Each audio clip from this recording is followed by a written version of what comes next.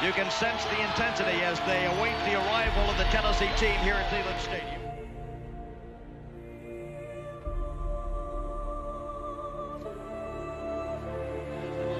The #1 undefeated Volunteers prepare to race onto the field. Everything is riding on this football game.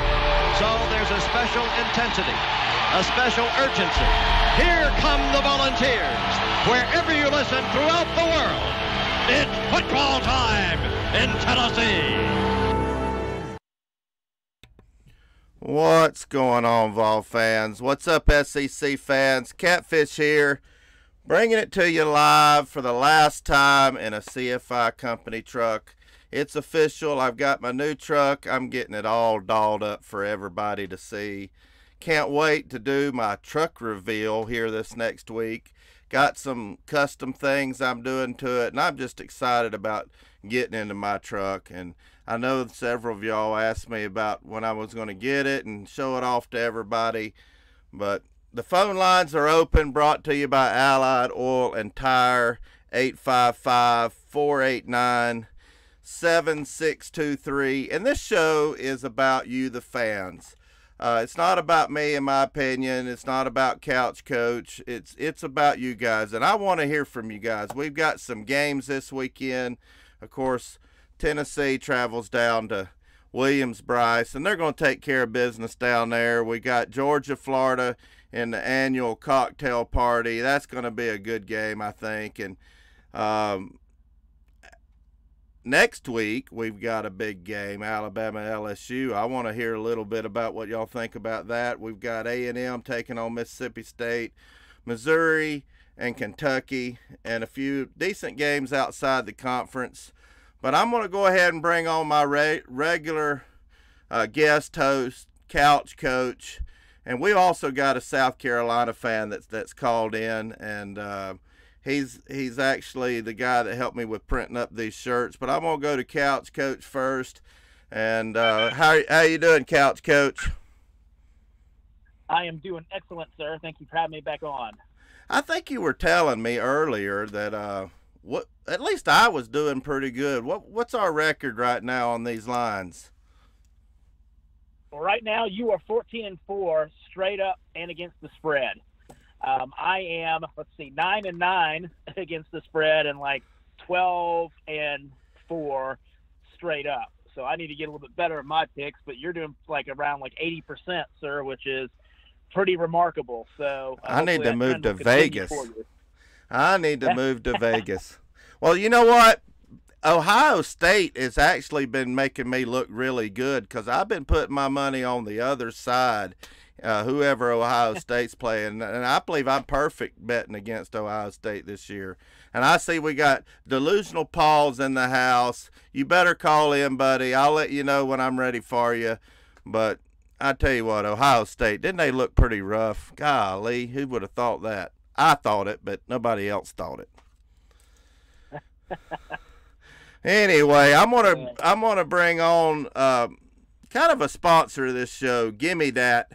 And all those guys down there are South Carolina Gamecock fans. I asked him if he wanted to come on the show, and he said that, he would be glad to, but he's going to talk about South Carolina. And we're not afraid to talk to the opposing team on this show. We love everybody when it comes to the end of the day. But how you doing? I'm good, Catfish. Thanks for having me on, man. It means a lot. Couch Coach, you doing all right? Doing excellent, sir. It's always good to have a good man. Fan. I have just to listen to bore everyone else with some tears. I have some folks who live out in Florence, South Carolina, so they're big Gamecock fans too. So it's always good to get that perspective. I hear you. We actually reside in the upstate, and we've been having to listen to this Clemson stuff for the last 3 or 4 years, and I'm hoping that's going to cool off. But anyway, Catfish, while you got me on, just let me say real quick, the company's Gimme That. Our website is GimmeThatUSA.com. That's GIMMEDATUSA.com. And we're an athletic apparel brand. Me and my three brothers have pretty much built it by going coast to coast to different sporting events and selling our apparel. anyway, and really just want your listeners to know we've just launched our fully sublimated jersey line. And so with this high school fishing and all that stuff getting big, if you guys know any teams or anything like that need some jerseys done, we can do that in-house, cut and sew and all that stuff. But that's not what we're here to talk about today. Just to get that out. We're really here to talk about Tennessee, Carolina. And I'm probably going to make this real short for everybody listening, including you, Catfish. This is going to be about a 21-point victory for the Gamecocks. I don't see y'all coming into Williams Bryce and really even competing. You just played Alabama, so my main question to you is how can you be motivated after getting beat by Alabama to come down there to Columbia and really be up for the game with a Gamecock team that's coming off a bye week? What are your thoughts there? Well, I normally let Couch Coach take the first question there, but I'm going to jump in here since you asked me directly. I think you're delusional. You need to go. You probably buddies with Paul Jameson. There ain't no way y'all are beating us by 21. There ain't no way. Yeah. I think we're going to come down there. All joking aside, I think it's going to be a competitive game. We've got a big old monkey on our back called We Ain't Ever Beat Will Muschamp. Well, that's ending Saturday. And just so you know, I almost bought a cigar. I lost my Alabama cigar. I think it's in some of my luggage I got cleaned out. But you're lucky I didn't buy one because I'm undefeated firing up a cigar Friday before a ball game. But if I had one, I'd be firing it up right now. Yeah, I understand. I feel you think y'all have got some momentum, and I understand that, and that's fine. I can respect that. But right now, I really just want to thank Butch Jones for what he did last year, gift wrapping that game towards the end there on the goal line. That was great. But I don't see it, man. I really don't. I think this is going to be a game where Carolina comes off the bye week. We've got some key defensive players back from injuries that have been out all season. I think they're going to click on all cylinders on offense. I think it'll be 21-0 before you know it. That's just my take on it. Could be wrong, but I don't think so. So what I'm going to do for everybody out there is I'm going to put my lock of the year up, and that's going to be Carolina minus a 7.5. Well, Couch Coach, this is a sponsor of mine, and I don't want to lose any business relationship I have with them. So will you go ahead and answer this guy? Yeah. Well, see, I'm just looking at it just completely from the outside of it. The thing I've noticed with Tennessee and South Carolina is that it's really been a very interesting series the last few years with the underdog covering, and not only covering but winning the game. I mean, I remember 2013 Tennessee beat South Carolina, and that was one of Steve's better teams at 11-2. Carolina a couple of years ago, that was Will's first year. They beat Butch Jones, which they were supposed to win the East and everything that year. So expect the unexpected in this game. 7.5, that seems like a lot coming off even a bye week. And the biggest thing for South Carolina I'm trying to gauge is, this whole kind of deal of Jake Bentley or Scarnecchia. I mean, I've seen enough of Scarnecchia I think that they should have went with him. And so I'm a little concerned about that South Carolina offense still. I mean, could they go out there and blow Tennessee away? I think so. But the thing about Tennessee is they're also coming in from they've played Georgia, they played West Virginia, they played Alabama. I mean, you're talking about, a team that's pretty battle-tested, even though they've lost to these teams. And so I just think that it's going to be a closer game. I can see Carolina winning it, but I don't know about that 21 points. What is the spread on that? I understand. What is the spread? 7.5. Oh, is it 7.5?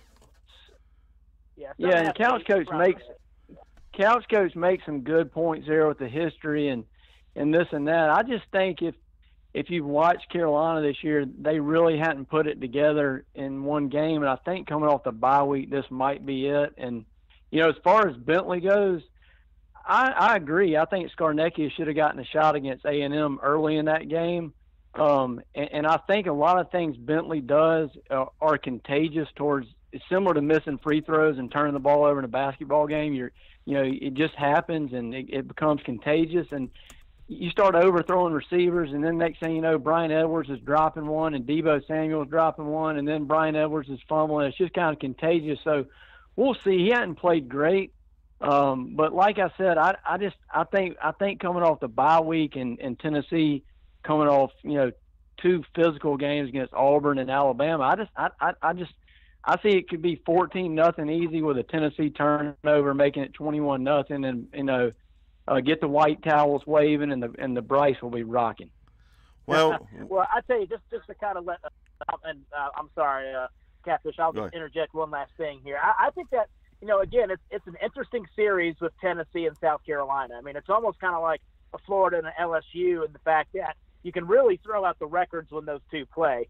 You know, I think you're right. I mean, I think that bye week tends to work well for most coaches, right? I mean, playing at Williams Bryce, you know, I think under Will Muschamp, that's just not the advantage that it was under Steve. You know, like when Steve Spurrier was there, you felt like a guy was going to coach his tail off and put a team together and really make it hard for you. But I got to say, like, you know, even with Tennessee, I mean, at the beginning of the year, it really looked like they were going to go about 3-9, 4-8. But I think winning that Auburn game, that was important for them. I think that they really needed to have that within that 4-game stretch, you know, for them to really feel good and confident about getting a bowl. And I think for both of these teams, it's going to be a bowl-eligible statement kind of game. So I'm going to go with Tennessee on that line, but it could be a kind of deal where South Carolina might still win it.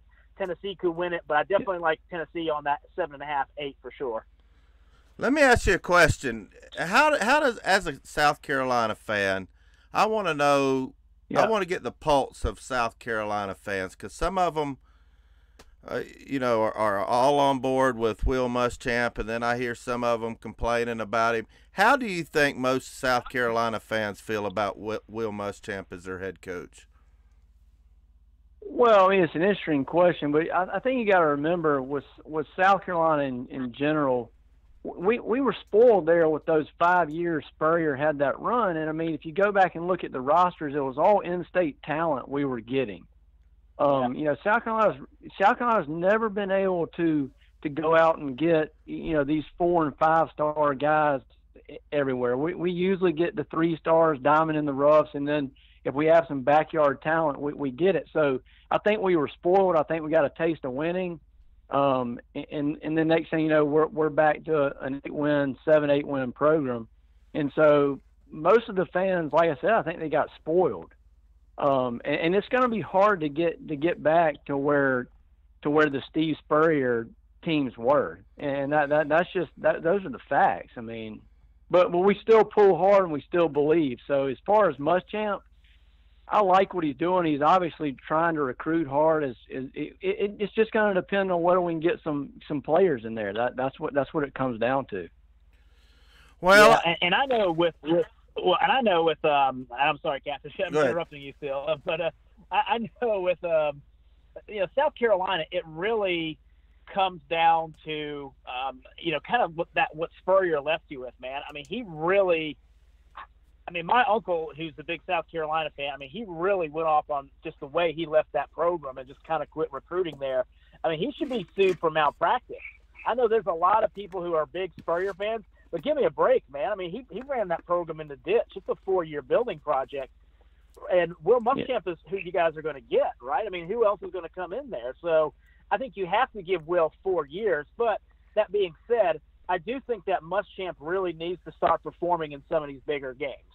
If he keeps getting blown out against the Georgias and the Clemsons, he needs to at least start getting competitive in year 3 or year 4. Because if that's the best he can do, then I think you guys are going to get kind of fed up with that. Well, I agree, and South Carolina's got to start competing against Clemson. I mean, you know, keep it within 2 touchdowns at least. I mean, the last 3 times that South Carolina and Clemson have played, it's just been, you know, it's been a nightmare for a Carolina fan. So, and like you said, the Georgia, we've been blown out by Georgia, and so with Florida getting better, you know, it's going to take a lot. Now Tennessee, Catfish, I don't know what y'all got going on down there. I'll just be honest with you. Y'all don't scare me yet. So, well. Here's but you know, South Carolina can't beat Kentucky. Yeah, that's blowing my mind. I don't see how that happened, but I tell you what, it's going to be a good game, and I know you'll support my show, even though Tennessee's going to win by about 10. But anyway, I really appreciate you coming on the show, and everybody go check out Gimme That. Give them the web address again and how they can get a hold of you. GimmeThatUSA.com, GIMMEDATUSA.com. If you got a kid that plays sports, basketball, baseball, girls softball, girls volleyball, we got some really cool graphic shirts on there and stuff like that. Just check us out, and I am going to stick with my pick. I got Carolina 38 and Tennessee 17. All right, buddy. Well, I appreciate it. We'll have you on maybe tomorrow, the next day, or Tuesday's show, and we'll see how the game turns out. I appreciate you calling me. I appreciate you printing up all my shirts, and everybody that's seen my show already, they printed up some fantastic shirts, and they're great guys down there in South Carolina, and I appreciate you coming on the show. Hey, good. One last thing, Catfish. I guarantee you, we're going to a bowl game. We'll see about that. I know Tennessee is. I can promise you that. All right, buddy. Well, he's awful bold there, Couch Coach. Golly, I say that was a good call there. It was a good call, but I like it. see, I had to. Sounds like that wasn't even fair. I had to have one hand behind my back because they're sponsoring the show. I couldn't say what I wanted to say. But I got a little bit in. I let him know that Tennessee is showing who's boss tomorrow at Williams Bryce. But we've got a stack of calls, Couch Coach. We're going to go to a Gator fan. Are you ready for a Gator fan, Couch Coach? Can you handle this? This is I'm always ready for a Gator fan, man. Bring him on. All right, this next caller's a YouTuber. Everybody knows him as KJ3. How you doing, buddy? I'm doing great, Catfish. How about yourself? We're doing great. So tell me, who's going to win this game tomorrow? And tell me why. Oh, man. Oh, the Gators are going to win this game. And honestly, I'm trying to stay level-headed, but my gut is just telling me that it's going to be a two-score game, two-score victory for Florida. Whoa. I just think Florida's coming in with this swagger and this chip on their shoulder, losing 49-7 last year, and the team completely buying into Mullen and everything he's doing there. We'll go out, win big by a large margin in Knoxville, and then the next week have a low-scoring point affair and win that mostly on defense. And then with LSU coming up with big defensive plays to end this game, this team is just finding all sorts of ways to win. And then you go ahead and you look at Georgia, and they got manhandled by LSU. Same LSU team Florida beat the week before. And, that LSU team's back as number 5 in the polls, which I don't understand why. But, hey, I don't come out with college polls every week. But I just think this Florida team has so much momentum. Like I said, the chip on their shoulder, and, Georgia's backfield isn't as good as it was last year. Nick Chubb, Sony Michel, they're gone. And, as good as Holyfield and company have been, and Swift, they're not as good as the bunch last year. And Fromm really hasn't developed and progressed from last year as much. It's kind of like seeing the same guy from last year right now. So I just like the way Florida's going, and Georgia's not really doing anything special. So that's what has me thinking Florida's going to win this one. All right. Well, I don't know what's in your gut. I mean, maybe you had something spicy or something earlier today. I don't know. But, we could talk about 2018 transitive property champions, the University of Florida. I'm going to throw some things out at you. 2012, South Carolina beat us 35-7. Florida beat them 44-11. Guess who beat Florida that year? Gave them their only loss. It was the University of Georgia. So, teams match up in different ways. And I'm just going to tell you straight, my man, if I have to choose between a team that is going on a win streak, thinks they're a little bit better than they are, versus a team that just got beat and has had 2 weeks to stew over that loss and to get hammered on it and probably doing up and downs and getting pissed off about it, I'm going to go with the more talented team, and I'm going to go with the team that's more pissed off, and I'm going to go with the team that's going to come onto, the cocktail party. And Florida can talk about their voodoo curses. They could talk about their 1990 championships with the Dawson Creek reruns. And I'm going to tell you that Georgia's going to come out there. You guys better buckle it up. And if you get down 21-3 to us, it's over. Wow. Yeah, maybe. But, hey, it's like I said, Georgia is coming off the loss. They do have a bye week, but that Kentucky loss early in the year really did wake this Florida program up. And we really haven't looked like the same team ever since that Kentucky loss. So maybe it takes a loss in the middle of the season to get the team pissed off and give them an edge. Maybe it takes a loss early in the year. So, well, I agree with that. I think, and Catfish and I have talked about this in general, just for sports. There's a lot of teams that talk about the greatest teams ever being undefeated. Like, I think when we talk about great historic teams, you always talk about teams like Nebraska Cornhuskers that went, undefeated, were great, right? And then you got some of these Florida teams like those Tim Tebow teams that they lost to Ole Miss. Now, Florida's obviously a better team than Ole Miss, right? But I think having that really propelled them into some great things. And I think you see this with these Alabama teams, and I think you've seen this with Georgia in the past where they've won the East and stuff. It's like sometimes you need those bad losses, those crud games, those teams that you lose to that were, are worse than you, but they beat you. And it's like, you need that to kind of get your bearings. And so, in all honesty, I think it's going to be a pretty tough game.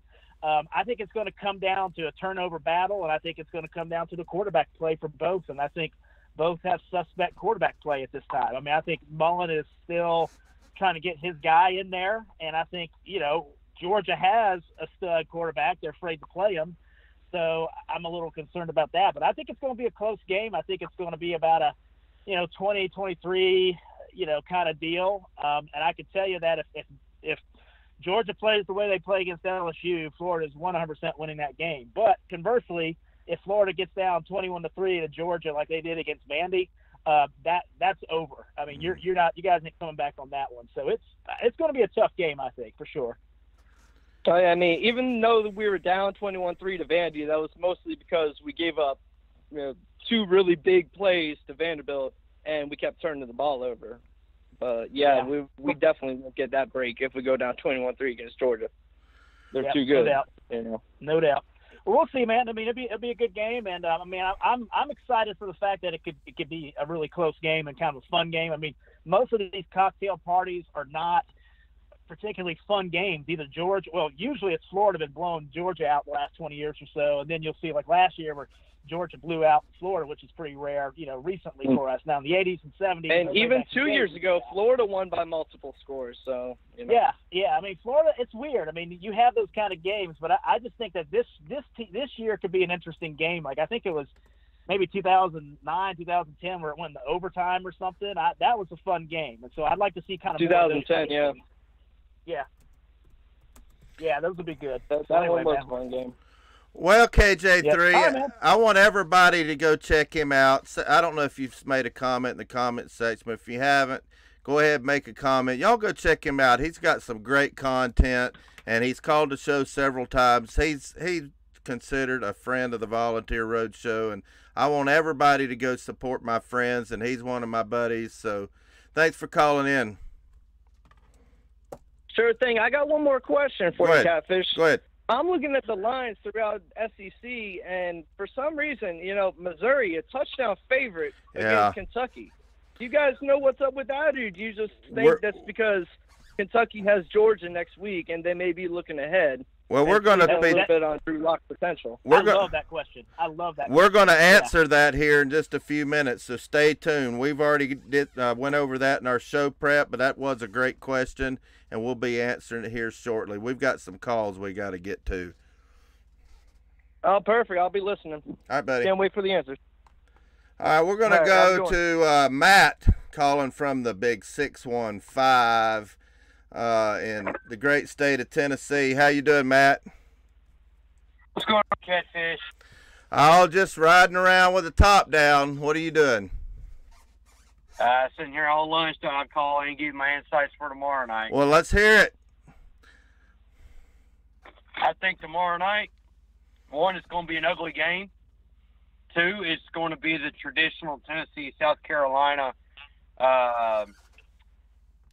close. I mean, not a lot of people realize Tennessee and South Carolina in the last 10 years has been within a possession of a ball game. It's the closest, I think, than anybody else in the last 10 years. And it's really going to be crazy at Williams Bryce. Can Tennessee be able to withstand the sandstorm tomorrow night at Williams Bryce?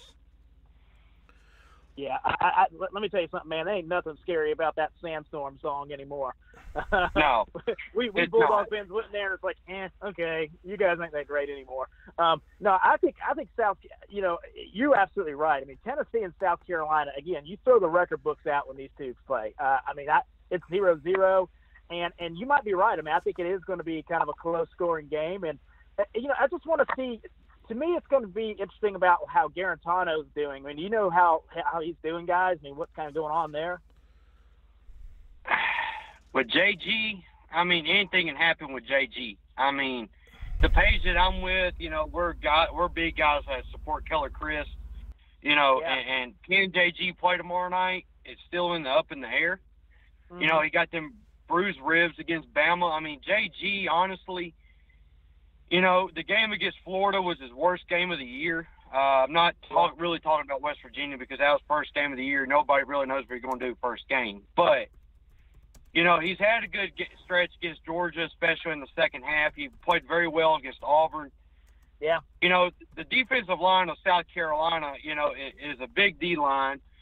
And the issue with JG is, can he be able to read that defensive coverage that they like to play and be able to read it and get rid of the ball quicker than he normally does? He loves to hold on to it. Mm-hmm. And my aspect of it, you bring in Keller Chris last week against Bama. Yeah. And 2 straight possessions. I mean, the guy threw it like on the dime for both touchdown passes.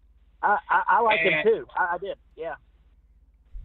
And me and the guys, the page that I'm with, we were, you go look at Keller, and you look at his stats from Stanford, their typical Stanford quarterback stats. He's a game manager. He reminds me a lot of an Andrew Luck. He's a guy that can run and hit you, but he's also that pro-style guy that Pruitt is wanting to have. Mm-hmm. But honestly, if I'm Tennessee, I would probably rather have Chris play tomorrow night and really throw the ball because Jennings is getting hot. Callaway is going to get his 50-50s. But can we, as an offensive line, and Catfish knows this, we've been talking about this for the last month, can the offensive line without Trey Smith tomorrow night and the rest of the year finally put a game together? We haven't been able to do that in all 6 games so far. Well, I'm like you. When I heard Trey Smith went down, he was the only one really on the line that could block anybody, and he showed a few lapses, and I think a lot of that was the combinations they were running. But that's going to tell the tale, I think, tomorrow, is how our offensive line, it's been suspect for the last couple of years now. And before we go on with this, I want you to tell everybody who you represent and how they can find you. I represent Vols Sports Network. It's on Facebook. Just go in the search bar, find it. You'll see it. Like I told the show last week when I came on and talked with Catfish, we're the fan page. We're crazy. We talk like we sit there at a game, at the house watching the game with your, half dozen buddies. We'll talk the way we do. We get mad. We'll say things. We say things when we get happy and all that kind of stuff. It's a fun group. We started it back in February. We now got over 10,000 followers. It really started really as a Vol page. But ever since the West Virginia game, we've had a lot of opposing fan bases come in. And our lives at halftime are fun. We do pregame lives, halftime lives, postgame lives. I do lives on Fridays, key to the game, stuff like that. It's a lot of fun. Just check us out. And we're respectful. But also at the same time, we'll talk some smack with you when you want to talk smack. Nothing wrong with a good little trash talking. Well, I appreciate you calling. You're on your lunch break, aren't you? Yeah, I got a couple more minutes. I'm going to take a question or two. Yeah, I just want to know what you think. Is there anything going on? You've got your ear to the ground of Tennessee more than I am, especially this last week. Everybody, I mentioned at the beginning of the show, I've got my new truck. This is the last day in this company truck that I've been using for the last month. I've got my new truck over at Kenworth, and she is beautiful. I've got some prettying up to do to it. I'm spending some money on some bling, and it's going to look good. I'm going to do a truck reveal whenever I get it all the way up to snuff, and Tennessee fans are going to love it. But anyway, what's going on with recruiting? I've been hearing we've been doing pretty good on the recruiting trail for next year, and there's not a lot of that talk on this show about recruiting. What's going on with our recruiting for next year? Any big names, any visits coming in? Probably the big guy right now that has made a commitment, and plus Auburn has been pursuing him ever since he made his commitment back in the summer. Wayne Morris, offensive tackle out of Georgia. He's probably going to be a guy that you could plug in next year to play. He's very talented. Tennessee also has got a lot of other guys they're looking at. I think, you sign 25 guys a year. It's come to the point now, Pruitt and those guys have got a lot of guys committed. I think right now we got room for a half a dozen out of maybe 10 more, half a dozen spots out of 10 more guys we're looking at. So recruiting next year, and it's like Pruitt said the other day against Bama, you can like what he said or hate what he said. I loved it when he said we need 25 more guys to come in here and play and be prepared for guys like Bama. So he's bringing in, I think, a top 10 class, possibly top 5 if he can get a couple of other players. Right now they're looking at some other schools and also in talks with Tennessee. So the recruiting life right now for Tennessee is hot and it's good. It's just got to be able to pick up some people along the way that you can plug in and play right away. Well, before I let you go, I want to know, I don't think I've talked to you since the game Saturday. Give me what your overall thought was. And we've got an 865 caller on hold, says his name's Brian. I'm getting right to you. Please hang on. I'm sorry it's been a while.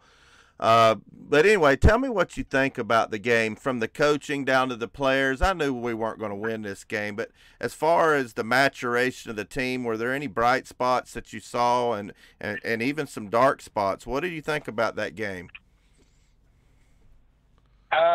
The Bama game, it's kind of expected. We trash talk. We say it's going to be a UT win almost every week. That's the fan in us. But what I saw, I thought Keller Chris was a bright spot on the offensive side of things, kind of got a spark going with the offense.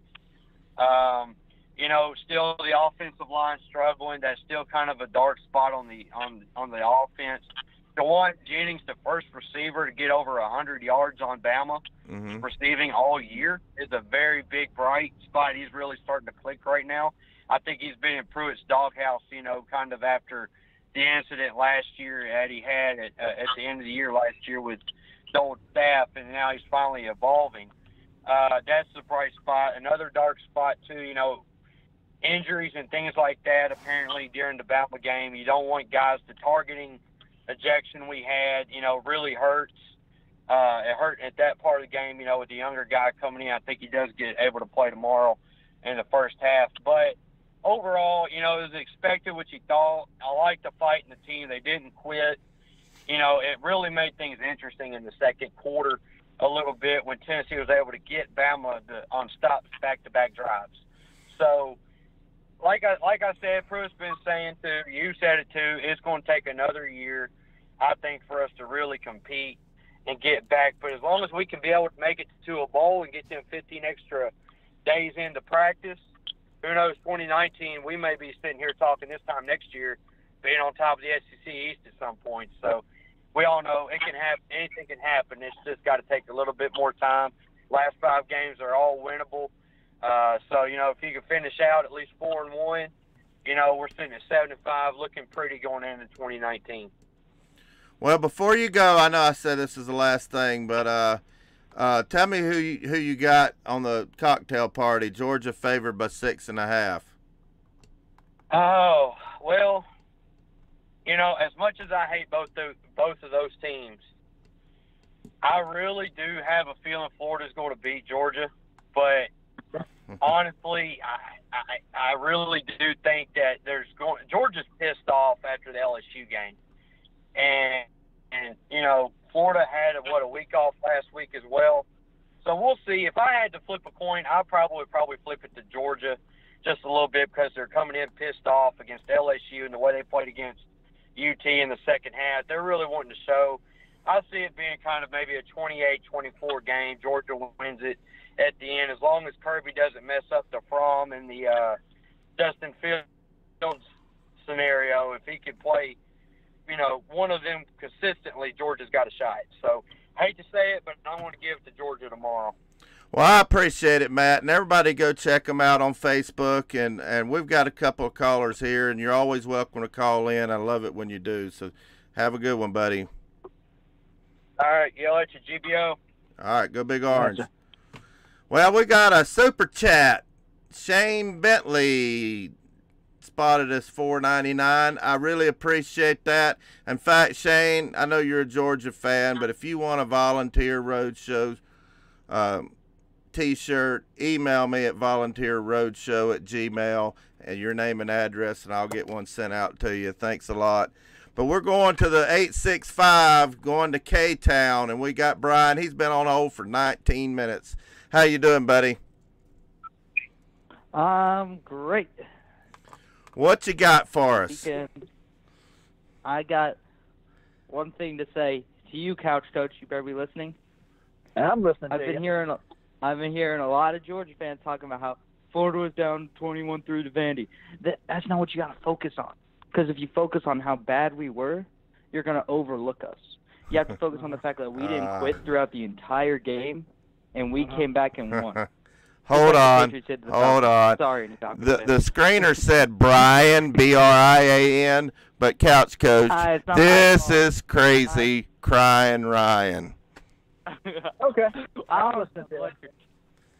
Yeah, I'm listening to him. Keep going. We're listening. Value today. You want comedic? I can give you comedic value, but I'd rather speak logical. If Florida, this is big if can we stop the run game and force Fromm to throw, then it could be very bad news for Georgia. Because honestly, Fromm, he's digressed from last year. Not much, but he has digressed. Mm-hmm. So I think there is a big chance. But if you do put in Fields for more time, then that could be a problem. Very big problem. Well, here's the thing. I'll live in Florida fantasy land for a second, okay? Okay. Let's say you beat Georgia tomorrow, right? And let's say you win the East. You're going to play Alabama, and they're absolutely going to wipe you off the face of the earth. So it would be a situation where if we lose to Florida, guess what's going to happen? Kirby's going to fire somebody on that staff, and we're going to get – and it's probably going to be Fat Chaney who's screwing up. So if we do lose to Florida – it's probably going to be a situation we're going to fire Fat Chaney. In fact, if that happens, I'll go up to Athens myself and pack his bags for him. And then we're going to get a better coordinator in there for next year and be ready to go. But we're not going to plan on losing to Florida because, like I said, with 2 weeks to stew over that LSU loss, Kirby doesn't do well against SEC West opponents on the road. I don't know what that is, but – you know, against the Floridas, against the Kentuckys, the worst thing that could have happened to Florida and Kentucky was LSU beating us the way they did, because I think your best shot at beating Georgia was us beating LSU and us feeling really good about ourselves, and then you pull off that upset. But we're not overlooking Florida, and we sure aren't overlooking Kentucky, and we're not going to overlook Auburn either. So this is coming down to the SEC East. If you guys think we're overlooking you, I'm sorry you're making that mental mistake. I also got another thing to say. There's two scenarios here. Georgia comes in really upset that they lost to LSU, and they've been brewing on it all week, or LSU does what they did to Auburn and Miami, and they just broke him. They broke the team. Team doesn't know how to function anymore. You better hope it's the first one, or else the rest of your season's going to be bad, just like Auburn's is. Well, if you think we're going to go 8-4, then again you're living in Florida fantasy land here. You know, we're not like a soft Jim McElwain team. We're not a soft Jim McElwain team that, will go 10-4 one year, then go 4-8 the next or something. These Florida kids, when they have a bad season, they quit on the coaching staff, just like the Auburn, faithful does. These Auburn kids, it's like when everything's going good, everything's fine. But then when something goes bad, it's like they're going to go 4-8 or something because they're a bunch of mercenaries and they quit on the coaching staff. Georgia doesn't have that problem. We got a bunch of Southern kids. They have some pride, right? These Florida kids, they're used to be winning, so, it's whatever. But, all BS aside, I think it's going to be a pretty good game tomorrow. I'm concerned about our identity, but, again, I'm concerned about your quarterback, man. I'm not scared of Felipe Frank. So I wouldn't be. So, truth be told, I think Mullen is a good coach, and I think that's definitely an upgrade there. I thought you guys played with a lot of energy against LSU. That was a game where you guys played a very good game against them. And LSU and Florida, like we were talking about with Tennessee and South Carolina, you throw the record books out when those two play.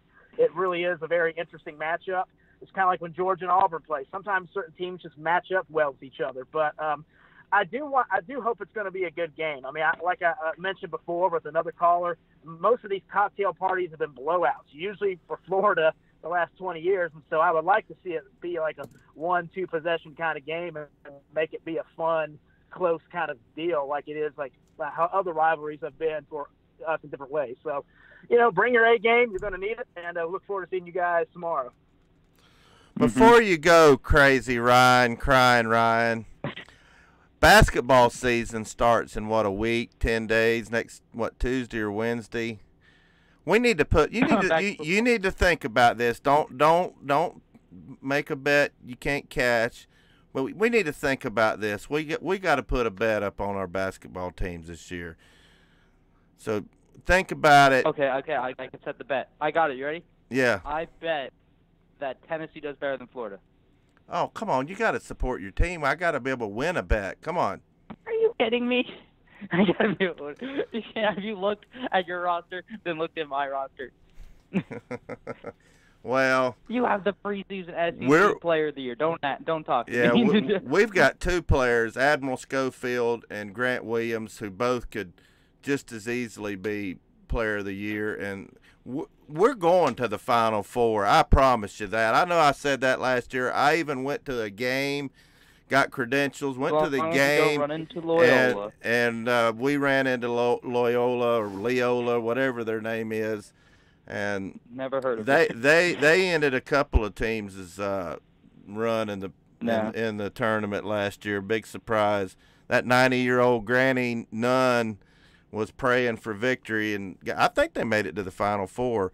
But anyway, Ryan, I've got a caller, and I don't know if we're ready for him or not. I want to see in the comments section who wants me to let Delusional Paul on the show.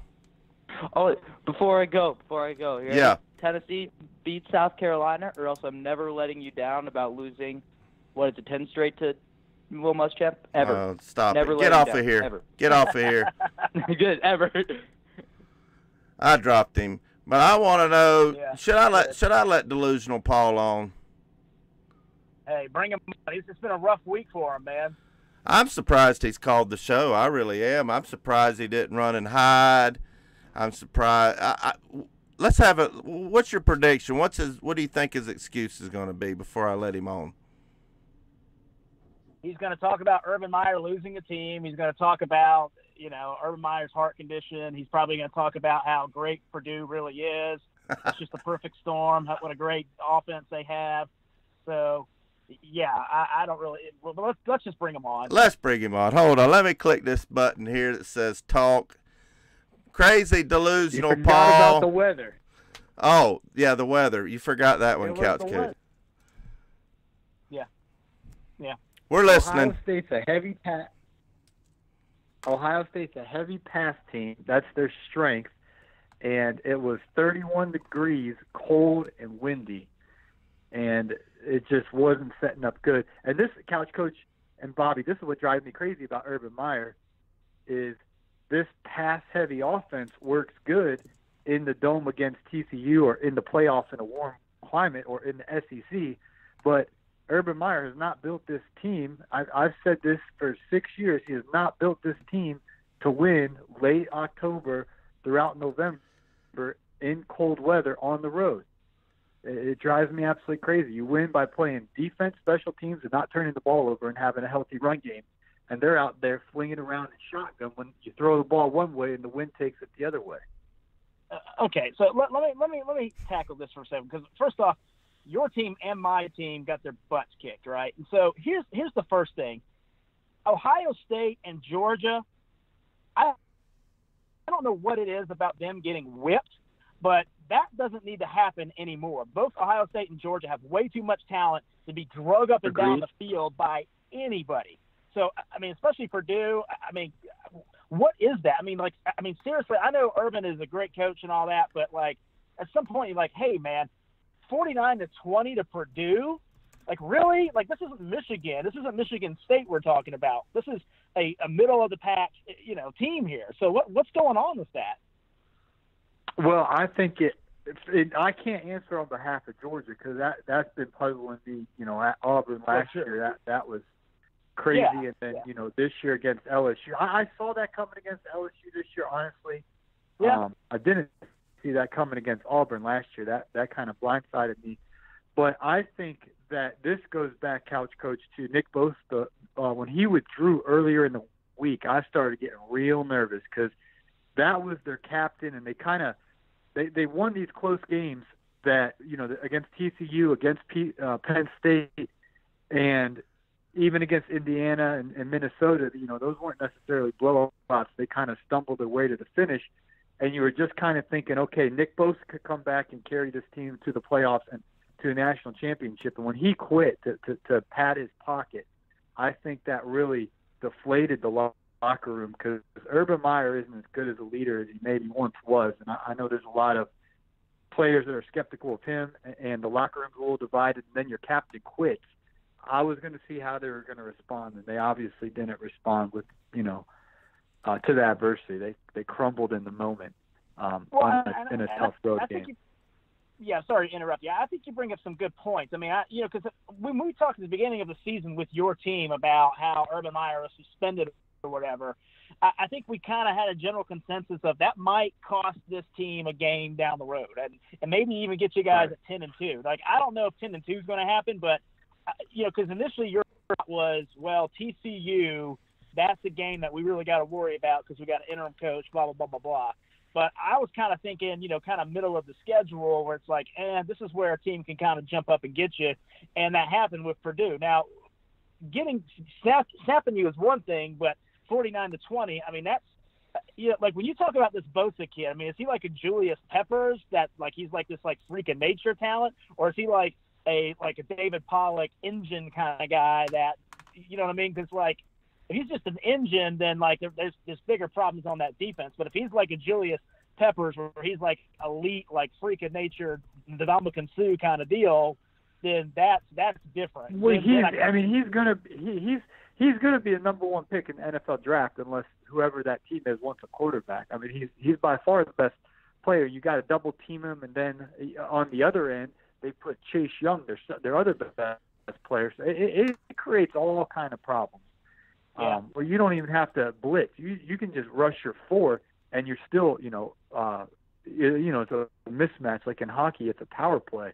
And so losing him was just devastating. But my point is they don't have a leader.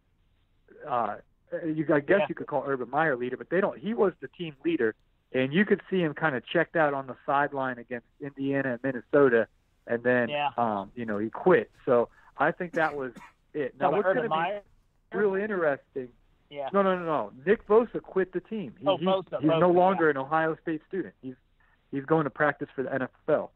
And what's interesting, though, is they got a bye week tomorrow, and then they play a horrendous Nebraska team in the shoe.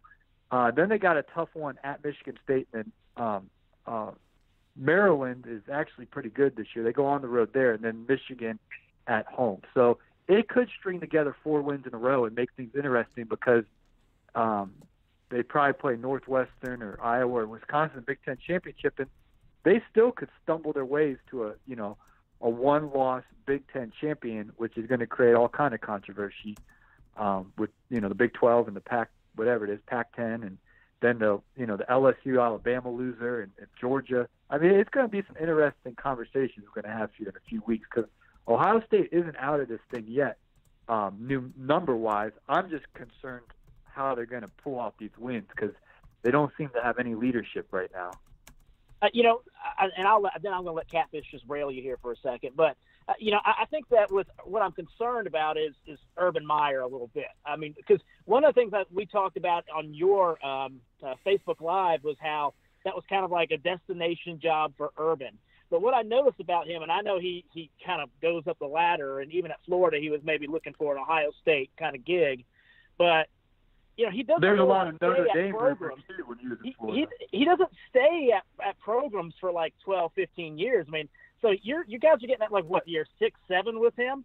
I mean, it might be time for him. He's kind of maybe checking out a little bit. Yeah, I'm really worried about him kind of controlling this team a little bit because you mentioned that earlier as kind of like, well, he might lose the locker room. I don't know if he's losing the locker room, but I am a little worried about his focus and that ability to rally the troops. And, it's going to be interesting to see how you guys kind of finish out the season because if you end the season with like a loss to Michigan or something, then I could see Urban kind of like, I'm kind of done or whatever. Like, I don't know.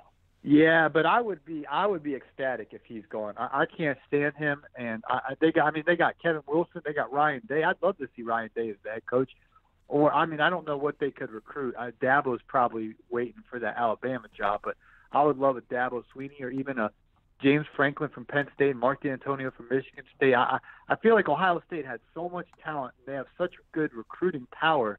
I just don't feel like Urban Meyer. He's past his prime in my book, and I want to see this thing end this year and them have a new head coach next year.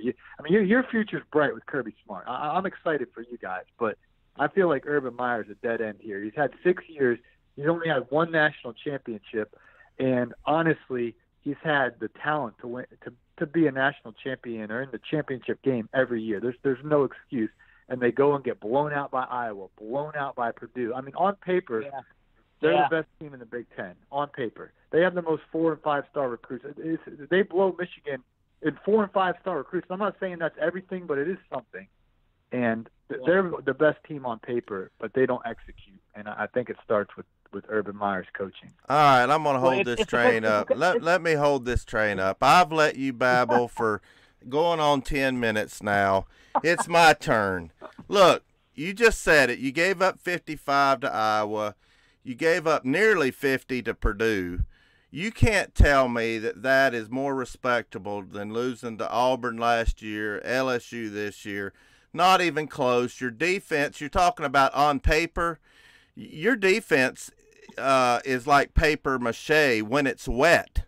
Wet paper mache. You got run up and down the field. The SEC is hands down better than the Big Ten. I know you deep down, you know that. The Big Ten, Ohio State's a decent team. I'm not going to take that away from them, but they're underachievers, and they've been underachievers for a year or two now.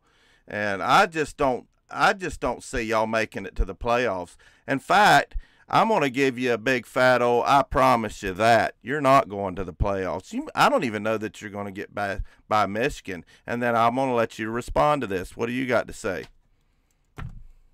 Well, you're lucky that I'm good at audio recording because I'll have that. When we're in the playoffs, I'll start my show off with that clip right there. I promise you that, Catfish. This thing, I'm just telling you, best case scenario, they come off the bye week. They beat Nebraska, they beat Michigan State, they go beat Maryland, and then they shock Michigan at home. Take that momentum, which they play good in a dome with their passing attack and their speed. I think they'll win the Big Ten championship because it's in that Indianapolis Colts stadium in the dome, and then anything can happen in the playoffs. So I'm still hopeful. It's just it's frustrating 2 years in a row to go on the road. We're not losing to Michigan, we're losing to Iowa and Purdue, and that's unacceptable. So I'm optimistic about the future, but there's no excuse for getting blown out at Purdue. Well, I think and one last thing, I'm pumped for the cocktail party tomorrow. I think it's going to be a heck of a game with a lot on the line. So as somebody who lives in Georgia, I can't cheer for Georgia anymore. I made a truce with Uncle Lou. He paid me off. I don't know if you guys know this, but he paid me some money to be a one-teamer. Oh, really? It was too much money. I couldn't turn it down. Yeah, we made a deal. Okay. But, yeah, he sent me some money and said he'd so you're a one-teamer now? Take care of me financially. Yep, I'm an Ohio State fan now. I got paid. I got paid. How much did he pay you? So a lot. You know, I don't pay anything for callers. You know that. You're not expecting me to pay you. Is that what you're hinting at? Well, he wanted to get me out of the Georgia family, and because I was stealing the thunder, and I don't know what his motivation was, but he sent me some money, and said if I'd be a one-teamer, he'd send me money, and I didn't think he was serious. He super chatted it to me. And wow. He sent it to me, so I said, all right. Well, delusional Paul, you're still delusional, but I like you. Everybody go check out Paul Jameson. And I tell you what, there's some good teams up in the Big Ten. I mean, they don't hold a candle to the ones in the SEC, you know, on average. But that's what's so good about college football. It is the best sport on the planet. I know some of you don't agree, but I think college football is the best sport, and it's because of the fans. Even fans like delusional Paul, you can have. It's expected to have delusional fans, and Ohio State has more than their fair share. So does Michigan, but it's the fans. It's better than the NFL. It's better than the NBA, Major League Baseball. I know the World Series is coming on right now. Somebody put that in the chat, but college football is the best because of the fans. And I appreciate you coming on, Paul. And before you go, how are your Brownies doing? They're 2-4-1. They've had 4 overtime games this year. They won one of those, but they've lost 2 of them and tied 1. So Baker Mayfield, he had an injury against the Chargers, but he is playing. He's looking very good. And unfortunately, the Browns just got hit with the injury bug, and many of their key defensive players are out for quite some time. So it's going to be a tough year for them, but I'm optimistic. As we say in Cleveland, there's always next year, and I'm serious. Next year is going to be pretty good. So go Brownies. All right, buddy. Well, have a good one. Can I sing you a quick song real quick? Yeah. Here we go, Brownies. Here we go. There you go. I'm dropping that. I can't have that. Well, before we go, we're going to help our viewers make some money. And before we do that, I want to go through and give some shout-outs. Got Joshua Simmons, great Georgia fan. T.N. Vol 09er, he's in here. Herbert Bradford, great Tennessee fan. Crying Ryan, Buster Cherry, Grant the Goat. Let me go back up here. I got a new computer system, and it's not as easy to scroll back up as my last computer. I don't know what's going on here, but I'm going to try this. Let's see. Shane Bentley, he did a super chat a minute ago. Appreciate that. One Voltard Forever, he's here. Space Mountain, college football, Taj, I guess that's how you pronounce it. Let's see. I saw college football fanatic, Kilamime, Gate City Blue Devil, great Tennessee fan. Let's see if I see anybody else new in here. Says we've got almost 30 in here, but most of them don't comment. But anyway, SEC Dog was in here earlier. He probably checked out. But anyway, let's go over some games. Let's help my viewers make some money. You ready? I'm 14-4. You say I'm on fire. Let's hit the Georgia-Florida game. Georgia by 6.5. All right. I'm going to take. Yep. I'm taking Georgia on that one. So put me down for Georgia. Write that down on your paper. Who do you have? Oof, that's 6.5. I mean, if you say so, I agree with you, Catfish. But I like Georgia to win it. I mean, I think it's going to be a very tough game. I'm not as confident about that line, but I just think Georgia, just overall for talent, I just don't see Georgia losing, knowing that they have to play Florida and Kentucky and Auburn. I just don't see them dropping their pants again to Florida. I just don't. I think they win it. It's going to be a tough game. I think it could be penalty filled, but I think Georgia takes care of business. All right, South Carolina -8 against Tennessee. That I can't believe that. Tennessee's going to cover that. I think that Alabama game actually, I think that was good for them. I think I liked a lot of what I saw. I know we got blowed out big time, but I'm going to put my money on Tennessee. You're not supposed to bet on your team, and I know you're probably going to go the other way. How do you feel? No, I like Tennessee too. I do. Like that South Carolina call at the beginning of the show. I mean, South Carolina has been one of these teams this year that has not impressed me. Now, I am concerned that it's 8, and I am concerned that they're coming off a bye week. But, man, just Will Muschamp and that team this year, it just hasn't looked good. I thought they made a bad decision going back to Bentley. I think that, that win against Auburn and kind of, putting some points up against Bama a little bit has given the Vols confidence. I like the Vols on the line. I might even like the Vols to win the game. I think you guys might pull it off. Mm-hmm.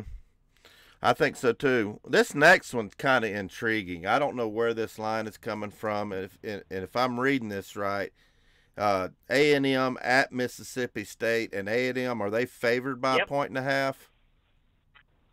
Mississippi State is favored by a 1.5. I'm taking A&M on that. I just have a feeling. I think A&M showed us a lot during the season. I think Mississippi State's kind of fallen off. I'm going to take A&M on that. I think they win by at least 3 to 7 points. I agree, and I think A&M is one of these teams that, at the beginning of the season, I picked Missouri, and I picked A&M as kind of my quote-unquote surprise teams that might win about 9 games or so, maybe even 10 games.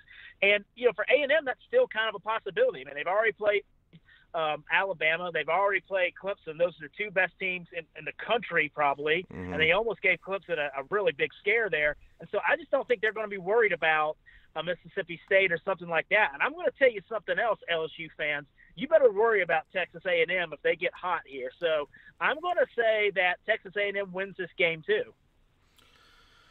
Okay, we're in agreement so far. Let's see what's next. Oh, this is one I think is ridiculous. I don't know. Maybe I'm just not paying attention as much as everybody that gets to watch it, because most of my stuff is listening on the radio.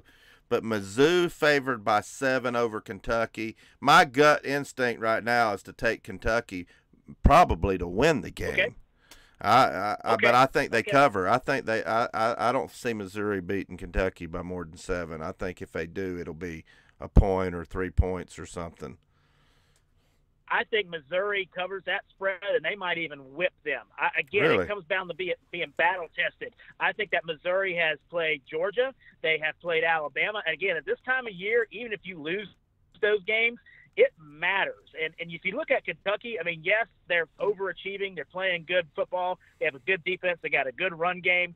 But I'm going to tell you, if Kentucky can spread them out and get up on top of them like 14 to nothing, that I don't have any faith in that quarterback to throw them back into a football game. And I think that, I can see Kentucky kind of looking ahead. I like Drew Lock and that group to kind of put it together against them, and I think they take care of business against Kentucky. Yeah. Well, we'll see. Well, you keep track of this, and the only thing I see outside the conference, it's not going to be a ball game. Clemson versus Florida State. Clemson's going to win that.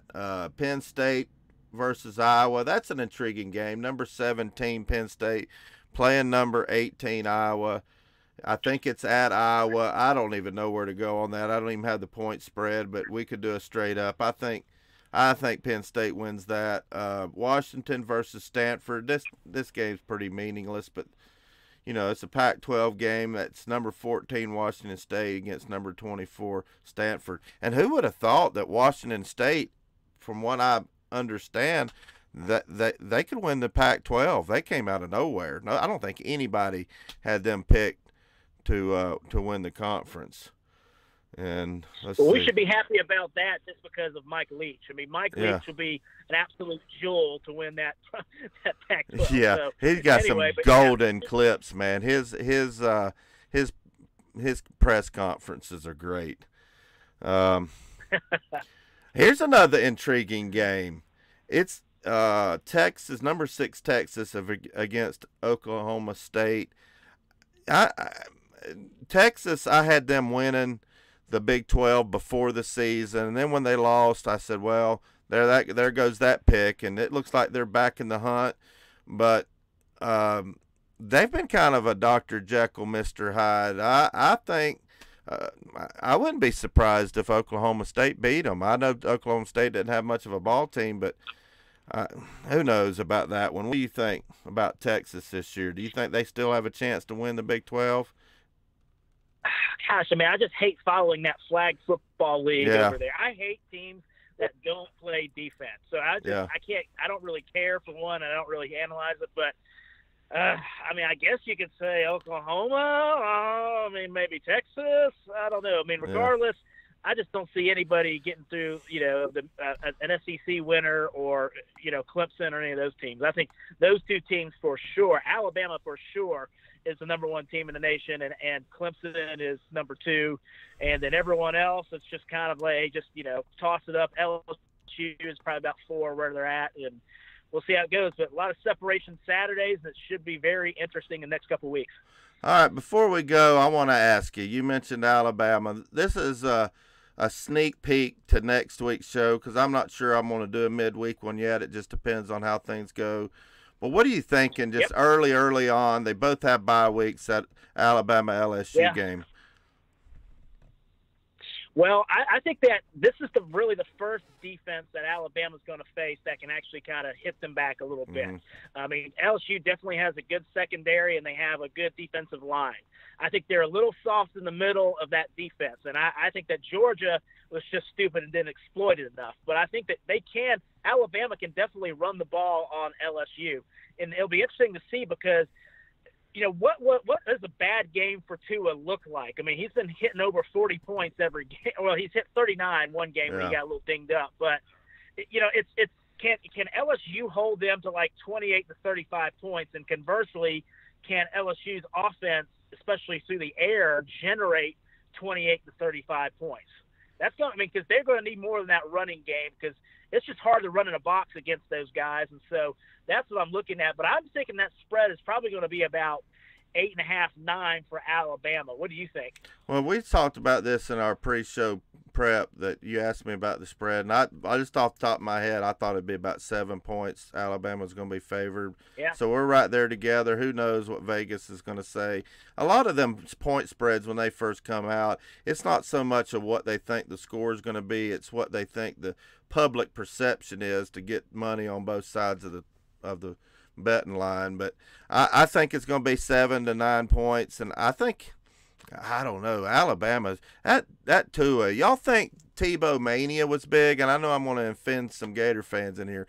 Tebow mania was huge. He had that underdog going for him. He was unorthodox, and I posted this on my Facebook page about Tua.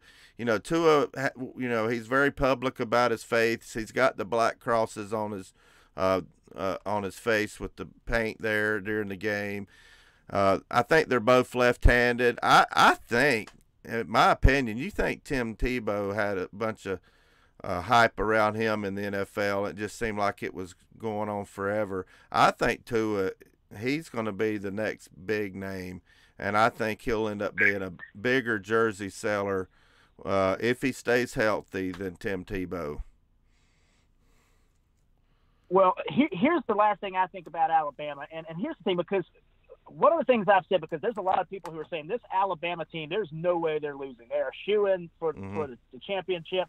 And I'll say this, after seeing the 2007 New England Patriots lose the Super Bowl and seeing the 2016 Alabama Crimson Tide of that defense that they have losing the championship game, I will never, ever again say that any team is unbeatable.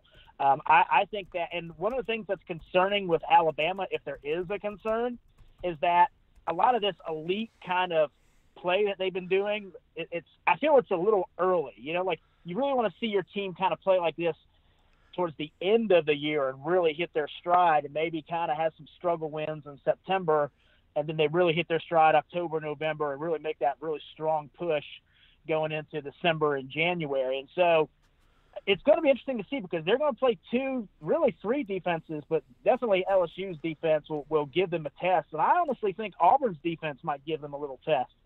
But you got to figure that Alabama's going to be favored there. But it'll be this. I think these next few weeks will really tell us what we have with Alabama. Yeah. Well, guys, it's been fun. I love that you guys call in. You guys watch a truck driver like me and care about what me and Couch Coach has to say and all my other guests. And I'd like to thank Allied Oil and Tire for sponsoring the show this week. And I can't wait for football tomorrow. What time is your game? Mine is 3:30 on CBS. At least it's not a noon game. You know what? We've said this off air, but they need to ban that damn noon game. I hate that. I just hate it. I don't know why they play it at noon. It's ridiculous. Indeed. Anyway, well, let's get on off of here. I really appreciate you guys, and y'all know what's coming next. Thanks for tuning in. Go Vols.